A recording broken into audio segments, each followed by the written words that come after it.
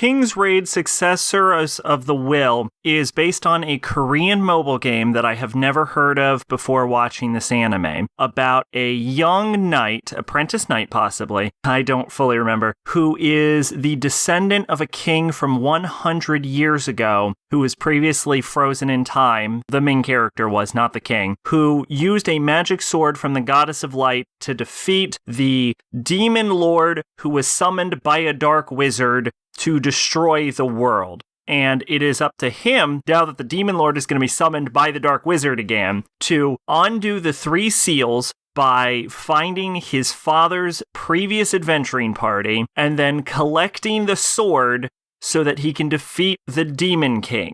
It's a very generic and basic fantasy plot, but what I will say about King's Raid is that it is very competently made show.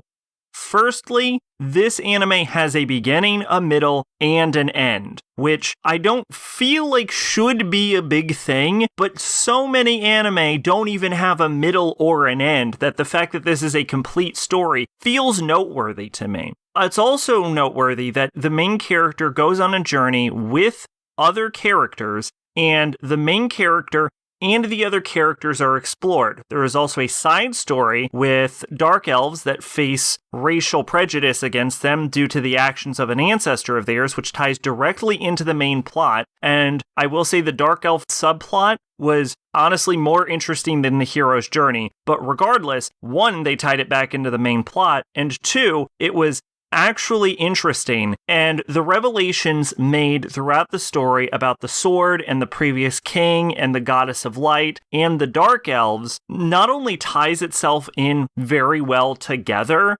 but it ends up, 1, being a finished story. I cannot overstate how rare that is. And 2, actually being interesting and satisfying.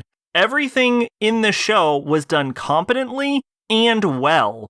And I think where it kind of loses me is, despite the fact that the characters were explored, I wasn't particularly interested in any of them. And what this basically is just like the bare minimum for a complete story. It did everything just at the exact level, but I don't feel like anything was particularly interesting or unique or managed to let the show stand on its own. It was just generally good without having anything really special about it.